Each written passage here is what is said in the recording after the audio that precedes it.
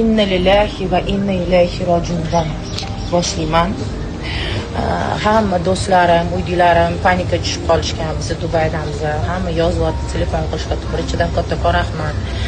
Biz uchun, men uchun, shunaqa qayg'urayotganingiz uchun, perjivat qilayotganingiz uchun haqiqatan juda ham qo'rqinchli.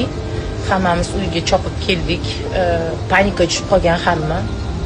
Lekin bizni albatta meni iymonimiz juda ham kuchli. Shuning uchun hammasi yaxshi bo'ladi.